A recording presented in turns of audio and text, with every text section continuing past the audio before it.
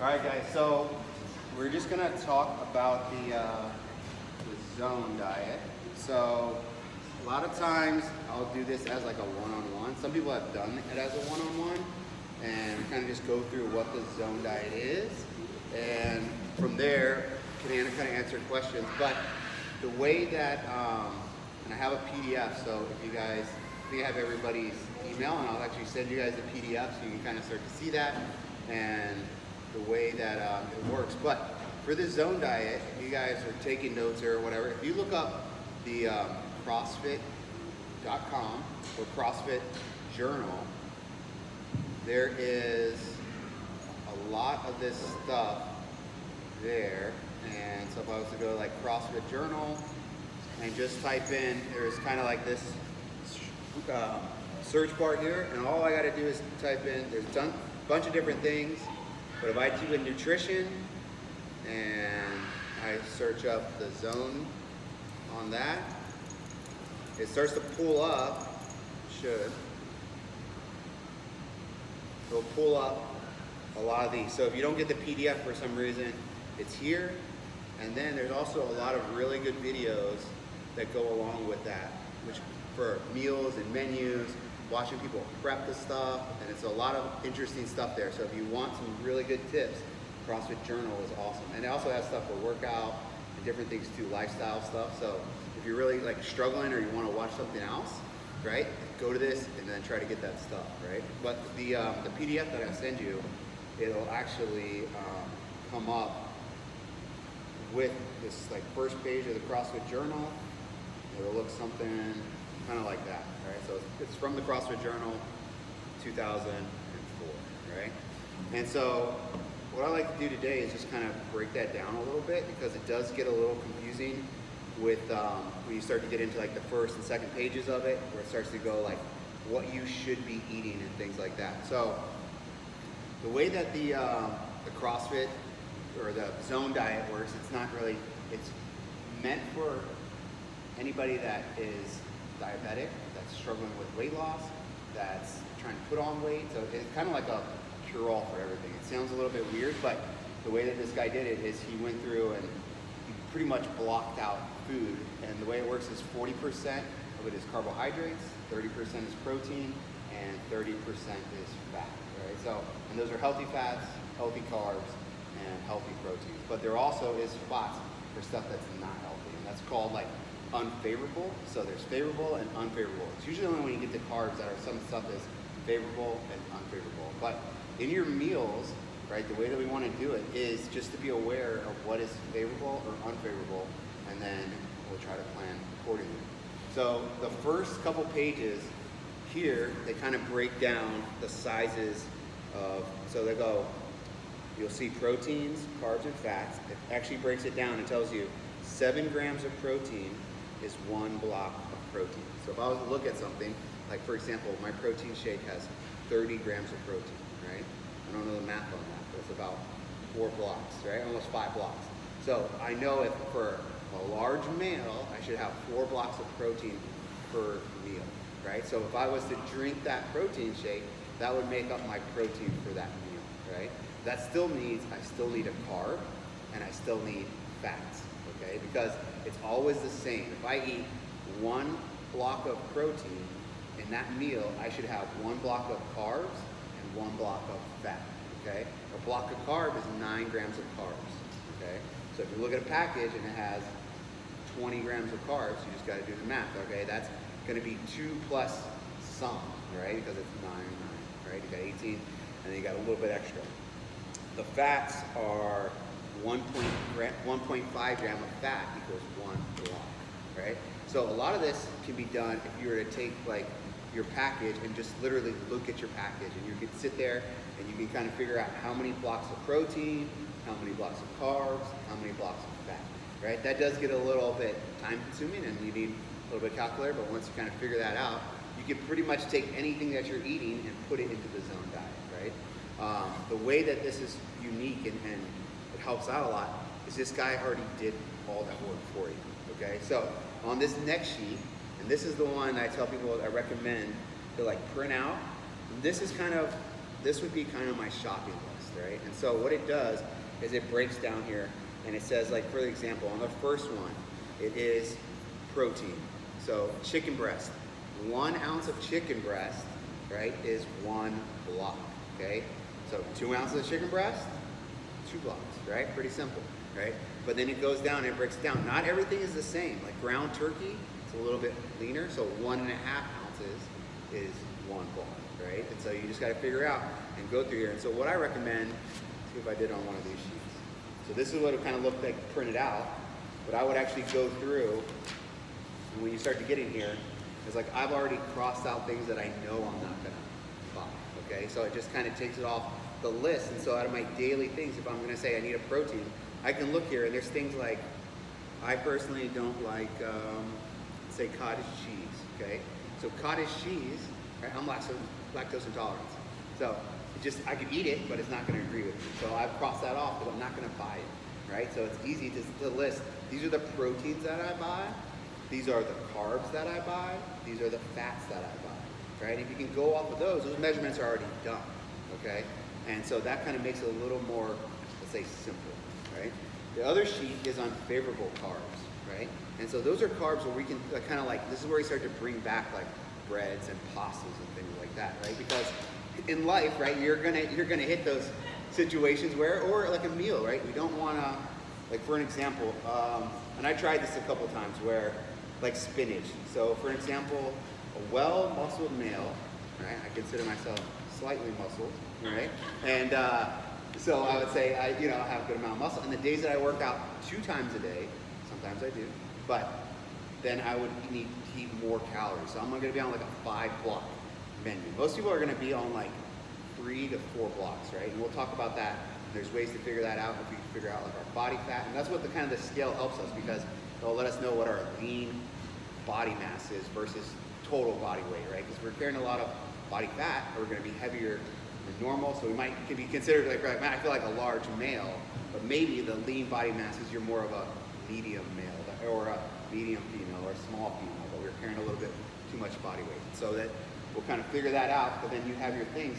But like I was saying, for example, if I was to eat 5, if I said I want to stay favorable, and I've tried this before, I said, okay, for my carbs, I'm gonna have spinach, and it's 1 1/3 cup of spinach for 1 block, right? So that ends up being 6 1/3 cups of spinach. So I thought I could make a chicken salad with that much spinach because I wanted to stay favorable, right? And like, it's too much spinach. It's enough to make you throw up. From personal experience, it's enough to make you throw up. Once you eat about more than 4 cups of spinach, it gets crazy. Well, like, it's like a full bowl of spinach. Yeah, if you cooked it down though, it could be there, right? But some of them are cooked, some of them are raw. So spinach cooked, or raw spinach is actually 4 cups for 1 block, right? And so actually, I think I tried that. It was 20 cups of spinach. It's not a good idea, right? It was just too much. But I thought I could just, I wanted to stay favorable, and I just want to stay on this sheet, right? But then I realized, like, for my lifestyle, like, I cannot eat that much spinach ever, right? You probably shouldn't, right? Because it's gonna just be nasty. It's just nasty, right? But what I could do instead of that, if I go to the unfavorable side, a piece of bread, right?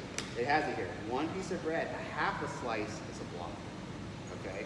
So 1 slice of bread is 1 block. So that means if I make a sandwich and I have 2 pieces of bread, I'm at 4 blocks, right?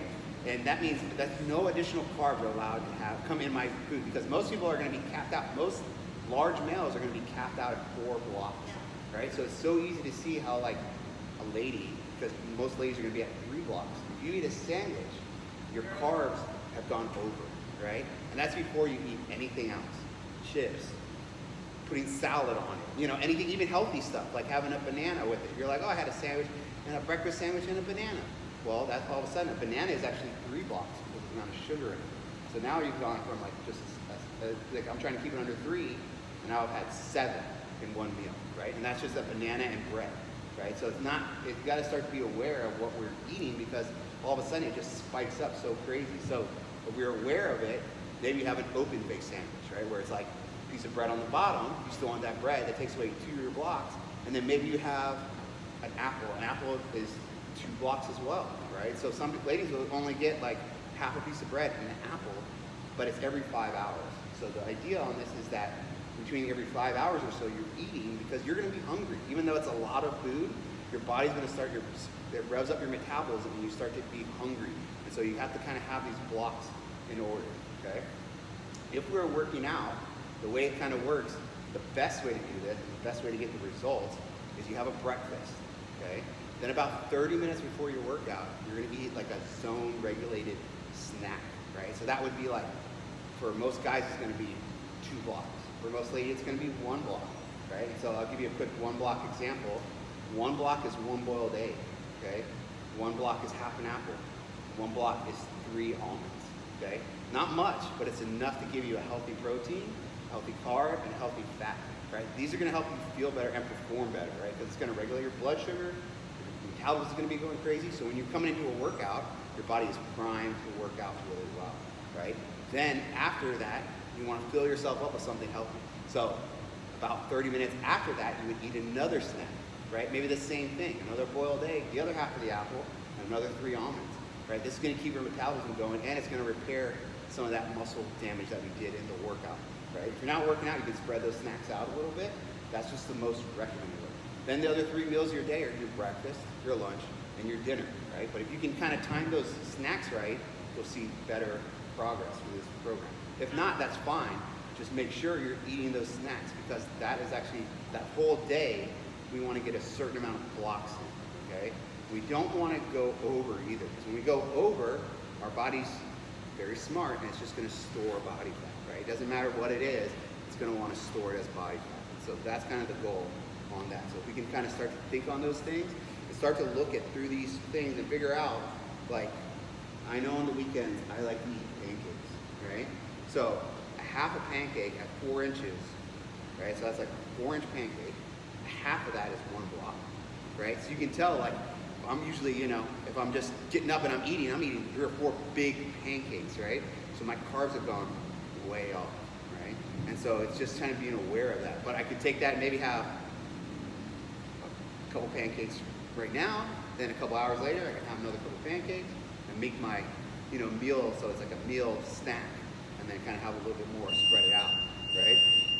This also goes into alcohol, because alcohol can kind of come in back into it a little bit, but those are things we still need to measure as well. So wine, 4 ounces of wine equals 1 block, right? So if you're a wine drinker, right, maybe you have wine one night, but you're not having any carbs in the meal, right? So it could be like a protein and a fat. That's kind of like Atkins diet almost, right? You feel like people get a lot of results on that because they have just the meats, right? So they have the proteins and the fats, which is like a meat, right? So a lot of times, something that healthy fats meat. But other stuff is olive oils, avocados, and different things. Condiments and snacks, those count as well. And there is some, like, the sugar starts to come back, but you really start to see, for like a chocolate bar, a half an ounce of chocolate is 1 block, right? So you could have chocolate as part of your like late night snack, but you need to realize, like, all right, if I'm only supposed to have 1, that's a half an ounce. That's pretty small, right? So you'd be like, is it worth it? Maybe, maybe not. But if that's what you need to create, or craving that at the end of the night, that could be your carb, you know? And then just make sure that you're not having any other carbs, but you still have to have healthy protein and a healthy fat. It's always got to be balanced.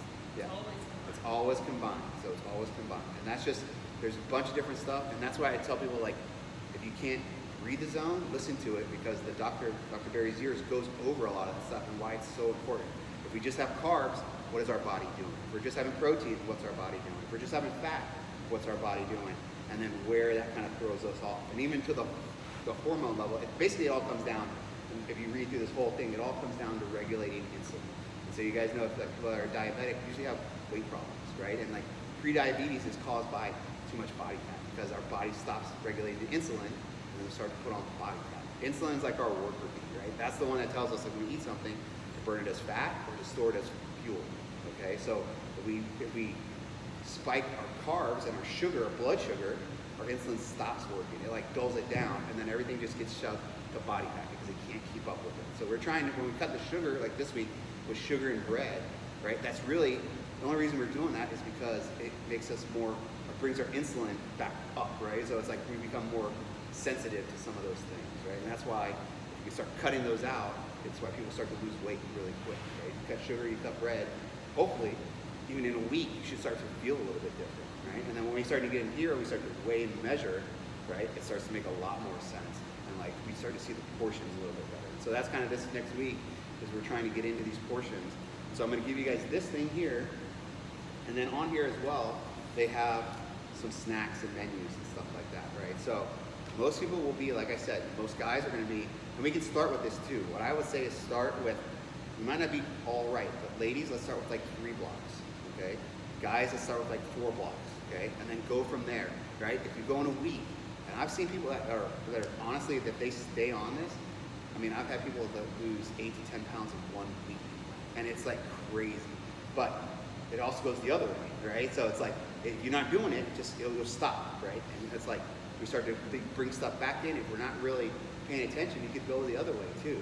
I've had people like lose over 100 pounds just through eating like this, and you're eating more food than you've ever eaten, more than likely, right? Because even when I saw a lot of people's posts this week, all the meals that people were posting looked pretty good, like healthy wise, right? They were all pretty healthy. If you guys looked at some of those, nobody was putting the bad pictures up anyways, right? So it might not have been but all the ones that they shared were all really clean looking food, right? And so more than likely, right, we all have the idea of what is healthy and what's not, right? We all kind of know that, right? If it's like deep fried, it's probably not healthy for us, right? If it's in a package that can last on my shelf for 12 months, it's probably not healthy for me, right? So we can start to really, like, I think everybody has that part down. But actually the hardest thing is, it's more food than you think, right? We're all kind of underfed, and it's really challenging because that underfed, what happens is, it's just like if we're going on a trip, right? And it's like, if I'm going on a trip and I get to have food all the trip, right? If I'm walking down the street and there's apples every 10 feet, I'll probably eat an apple when I'm hungry, and then I'll keep walking. I'll eat another apple when I'm hungry, and I'll keep walking. But if I know that I'm gonna go on a trip where I don't know how long it's gonna be, and I get to an apple tree, I'm probably gonna fill my bag up with those apples because I don't know how far the next apple tree is, right? And that's kind of what our body is gonna do. If we're underfed, and we go these long periods of time without food, and then we go to eat, our body's gonna store it because it doesn't know when the next time. So it slows our metabolism down, slows everything down. So this next week is really about the kind of like the timing and adding the quantity of food back into our diet so that we can start to let the body know, like, hey, I'm gonna get the right amount of nutrition so I can let go of body fat. Or I'm getting the right amount of nutrition so I can build lean muscle, right? So it's either one's gonna happen, right? But it's all kind of around the basis of bringing that insulin down and then kind of starting to see how we're gonna plan our meals accordingly, okay? So this week, it's a little bit different. So I actually came up with a menu for the whole week, right? And my goal for this is that it is gonna be a challenge, but for most of us, we eat the same thing anyways, right? Is that pretty true, I would think? Same thing for breakfast, pretty much the same thing for lunch. We go to the same restaurant, we do the same, because we become like routine, right? We fall into these routines. And so the goal on this is I have a menu, and you don't have to stay with this, but I think it's just like the workout of the day. We have people that come to the gym. You can go to the gym by yourself, but sometimes it's just getting there. It's like, okay, I'm here, right? Now what do I do, right? The same thing with the food. Like, hey, I want to eat healthy, and I'm here, but what do I do? So I actually made a whole meal plan for 2 weeks, right? What to eat for breakfast, what to have for snack, what to have for lunch, what to have for dinner, and what to have for snack, right? Monday through Sunday, right? The first week. Second week, Monday through Sunday. Second week, same thing, right?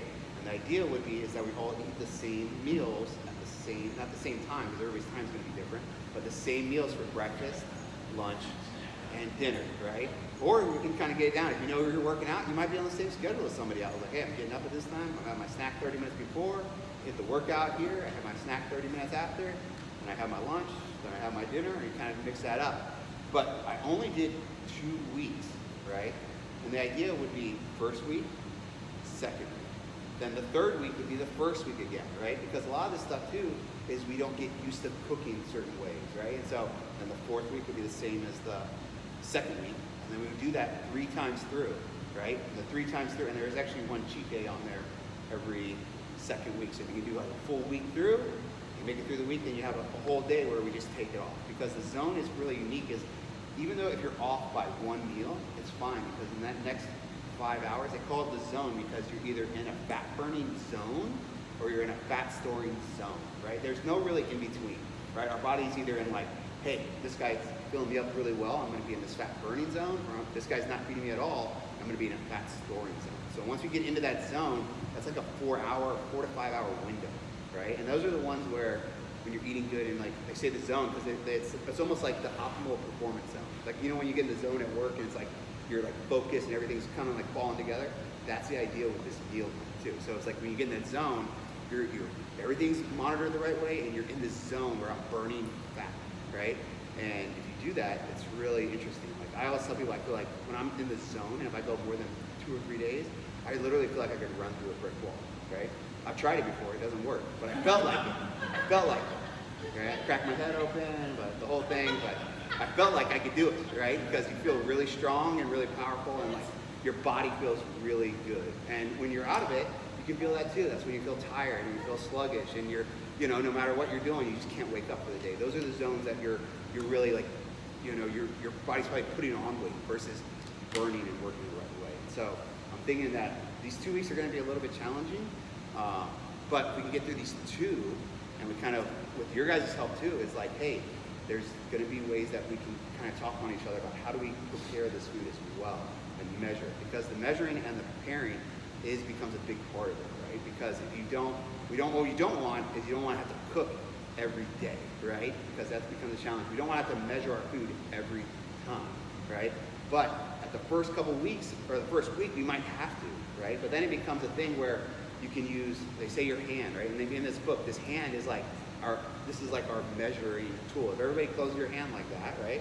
That's about the size of our stomach, okay? That's why it's really important to chew our food, right? So they say your stomach is about that big, right? So if you don't chew your food, right, it's gonna take a longer for process. And to fit all your food like on a plate into that amount is really hard, right? So you gotta really chew your food because that breaks it down. The second one would be if you open your hand, the palm of your hand, right? These are just eyeball measurements, but it actually works really good. The palm of your hand and the thickness of your hand, right?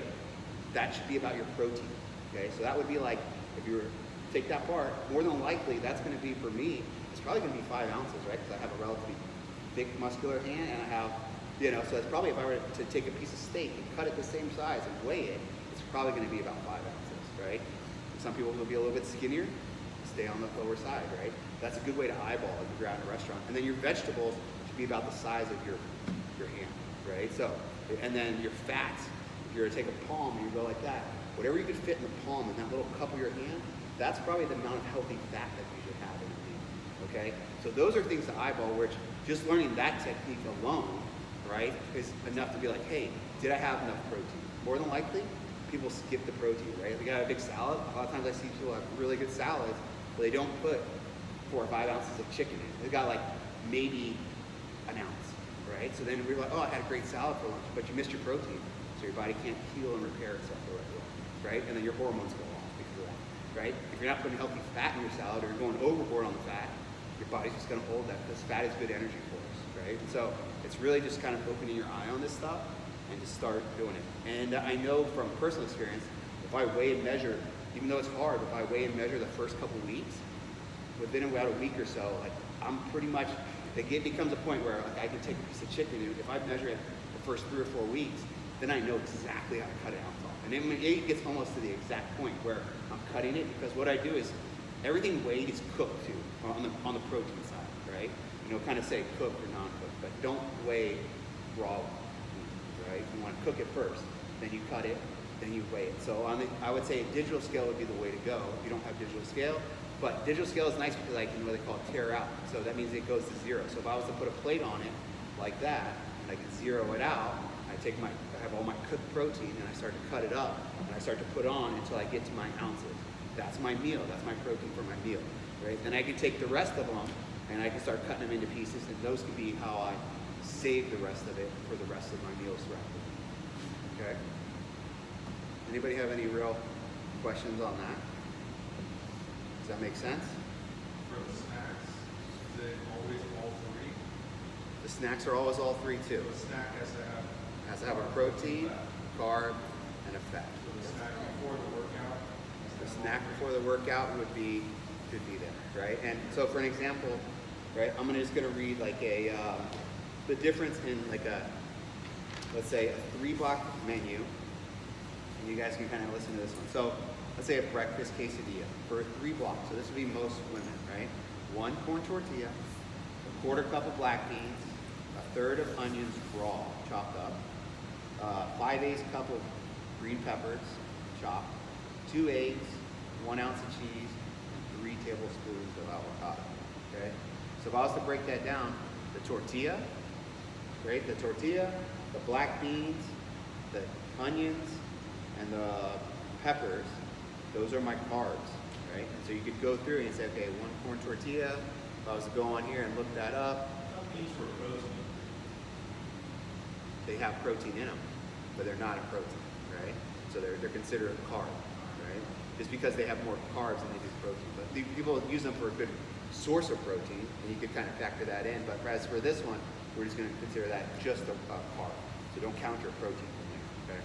But just carbs. But they do have a lot of protein, so people will do that. If you're a vegetarian, I have a couple of vegetarians doing it, but you guys won't have to really worry about that. Try to eat the meat, the meat, the fishes, and cheeses and dairy and stuff like that. That works, right?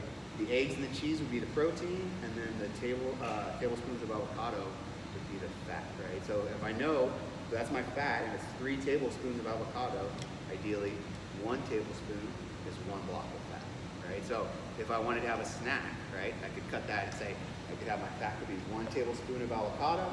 It could be half a slice of toast, because we know that 1 piece of bread is 2 blocks.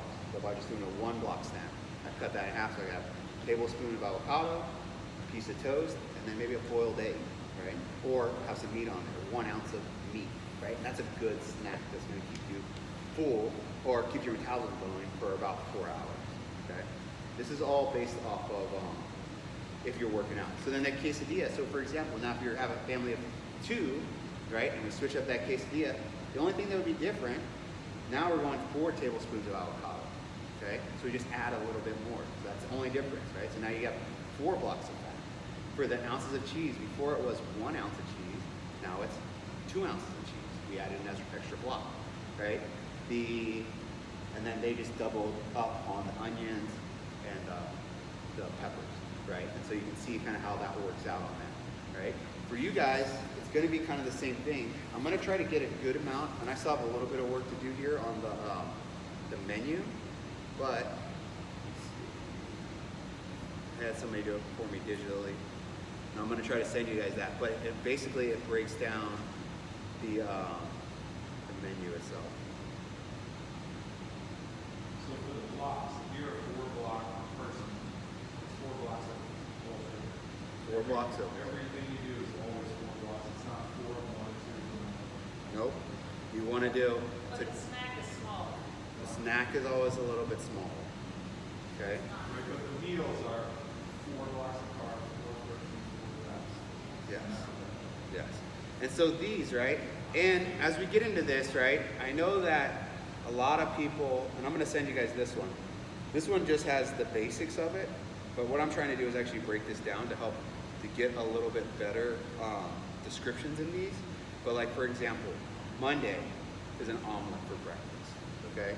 And I'm going to make a video of me making an omelet. It's relatively simple, but I cut up all my vegetables beforehand, or my stuff that I want to have. So I have my onions, I have all that stuff, and I have all measuring cups. And so I literally, and I only have roughly about 45 minutes in the morning, but I know that if I can get home and I get 10 minutes, I have a griddle, I can make a nice omelet in 10 minutes. So it shouldn't take that long, but it is a routine. It is a routine of making sure, I have the stuff set out, I have a griddle, I have the right oils, I have the right, the amount of eggs and stuff. But an omelet, right, for most of us, is gonna be relatively simple, right? Because we can go through here, and I could say, if I just go off the first page, and let's say I do, we'll do a male version, right? So we'll say, I want 3 eggs, it's 3 blocks, 1, 2, 3, 1 ounce of cheese, okay? That's my 4, okay? So I got my 4 blocks. Ladies, maybe 2 eggs, 1 ounce of cheese, okay? Relatively simple. Those are your proteins, right? Then I go to my carbs, right? Say I want to have an apple, okay? So guys, 1 apple would be 2 blocks, right? We're still short 2, okay? We'll talk about that in a second. Ladies, let's say you have apple. So now you have two. We're short one. And let's say we just want to have a piece of toast for the guys, right? So now we have an omelet, an apple, a piece of toast. So we have all four proteins, 4 carbs, right? We're good. Ladies had 3 of the eggs, or 2 of the eggs, 1 cheese, that's 3. Maybe you do an apple. Maybe you want a whole thing of toast, so you do half an apple, right? And then do a piece of toast, okay? So now you had your 3 there, because there's a piece of toast and the apple, okay? And then say we want to go to peanut butter for our fats. We can have a little bit of toast on the peanut butter, right? This is just what I like to eat for my breakfast, so I just tell you guys. So if I go to the peanut butter, and I see peanut butter is a teaspoon is 1 block, right? So guys will get 2 teaspoons of peanut butter, right?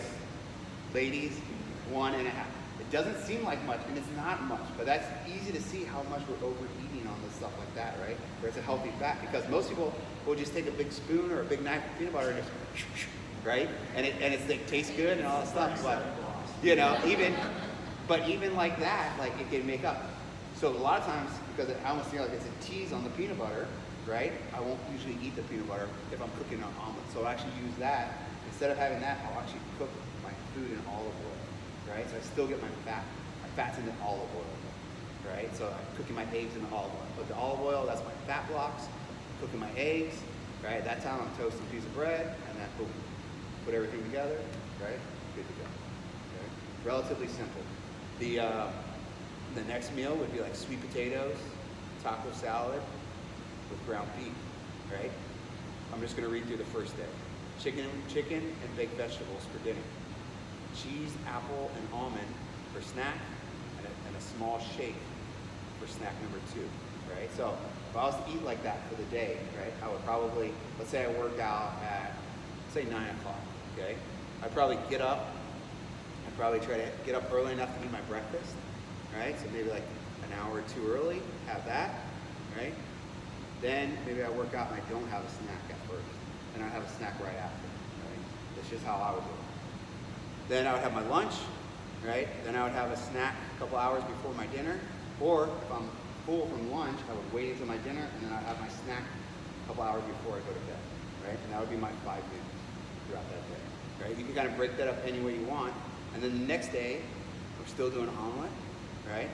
We take ground beef, we're gonna say street tacos, which is just like, you know, some simple tacos, but we use the ground beef from the day we did before. So that same ground beef that we made the day before is actually gonna make our lunch for day 2 as well. So that's why we start to go, all right, I'm gonna eat 5 ounces, right? Or let's say 4 ounces for the meal, and I know to do 2. So now I need to start thinking, okay, for my next 2 days, I need to ground 8 ounces of beef for that on Sunday night. It's gonna help me have these 2 meals there, right? Then the chicken that I had with baked vegetables, now I'm gonna take that, I'm gonna shred it, I'm gonna put it into a grain bowl for that dinner. So chicken and grains. So grains could be rice, something like that, right? We'll figure out how to kind of like figure out which of the rice or the grain that you want, but that could be my lunch. So then same chicken for that day, all right? Snack number 1 is a shake, and then this one, boiled eggs, apple, with an apple. That one, I get a tablespoon of peanut butter. So I just figured out what my blocks were, and so I'm actually having because I like the peanut butter on the apples a little bit better. You get a little bit more bang for your buck on it, right? So you get a little bit of peanut butter on an apple, and you still get your healthy fats and stuff. And then it just kind of keeps going through. And the idea is that if I make chicken on one of these days, right? This chicken, I could have enough chicken. Let's say I did 3 days, and I only wanted to cook on Monday or Sunday night. So my chicken it's gonna go for chicken with baked vegetables, chicken grain bowl. And then for lunch on Wednesday, it should be my last of my chicken, I'm actually gonna do a pulled barbecue sandwich, okay? So I use a little bit and then just make it different. So that's 3 ways to use that same chicken breast and kind of prep it so that you have a couple meals there. Same thing with the ground beef. I have taco here, or I have, it's a taco salad, then I have another taco, and then I'm going eggplant spaghetti. So then I'll use I ground up enough beef so that I can use that ground beef in my spaghetti sauce as well, right? And then by Wednesday night, right? Wednesday night this first week, Wednesday night we would actually do a pot roast, or you can wait till Thursday to do a pot roast, right? And so that was a big beef pot roast. So that Thursday night dinner is roast beef, right? Friday would be beef stew. So you can make like a stew out of that same beef. And then that night, Friday night, barbacoa tacos, which is another pulled beef kind of option. So it's like you pull the beef and you kind of get that going, right? Those are the 3 days. And then we kind of get into Saturday. And so you use that same meal, your proteins for that one. Saturday, we say steak and potatoes. Maybe you have more time on Saturday, you want to grill out. That could be your steak and potatoes day, kind of like fill some of those voids maybe you feel like you're missing on that day. And then in the morning, you could always do like a big breakfast on Sunday to do any leftover steak and eggs for breakfast, right? So that kind of gives you an idea. That's only 3 times that I've cooked meat, my protein, but just showing like how we can do a Sunday night prep, Wednesday night a meal, and then maybe Saturday night we have a little more time to cook, so that you're still getting all your meals in, and you start to measure these, and it makes it a little bit easier so that we're not trying to recreate the wheel, right? Because a lot of times, I think when people start this nutrition thing, they get all these things, they really try to start to put these meals together that are crazy, or like, I gotta cook every meal and I gotta do this. You don't have to do that, right? We just have to be aware of what we're eating.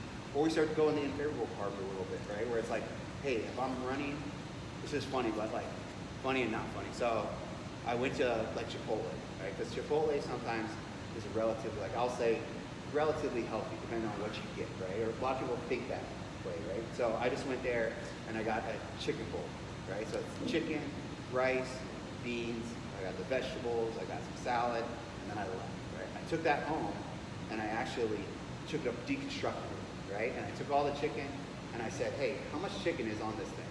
And I weighed it. It was 7 ounces, right? So no matter who you are, that's too much protein. Right? So your body's going to store it as body fat, right? Same thing with the rice. It was almost double the amount that I need. Same thing with the black beans. It was almost double the amount, right? And that wasn't even counting like the cheese that I put on there, or guacamole, or all that other kind of stuff.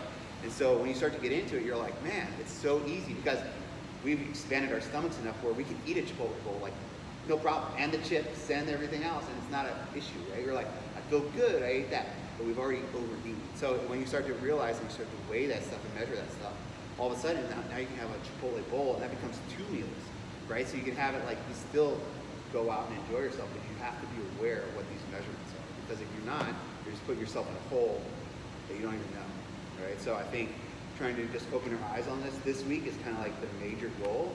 And so there's ways that we can help you guys out, or we can kind of talk throughout the group of like, hey, you know what? This is really hard to figure out how to prep this stuff. And that's kind of why today's challenge is, let's figure out how people are cooking, because there's different ways that everybody cooks or knows how to cook, and some people don't know how to cook, and that's okay too, because if we kind of talk about it, there is ways that, there's one on here I put for like the second week, which is like baked fish. And I don't really like the baked fish, but I found a really easy way to cook it in some tin foil. You put some lemon on, you put it in the oven, 20 minutes, and you have a good fish. And it's just something different that you can provide for your family and for yourself to kind of change it up. Give you something that tastes really good and it's really healthy for you too, and you're hitting all your blocks, okay? So I'm going to share this with you guys today.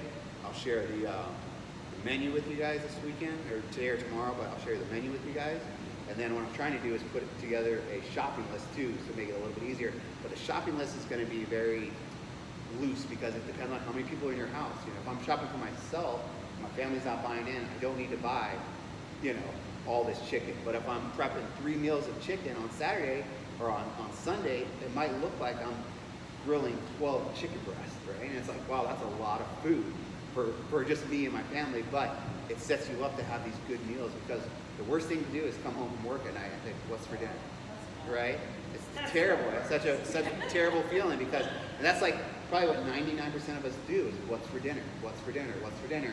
And then you go through this whole process, and then at the end of the night, you just make a bad decision, because it's just easier to have somebody else. Or you make it, you don't want it. Or you make it, you don't want it. Yeah.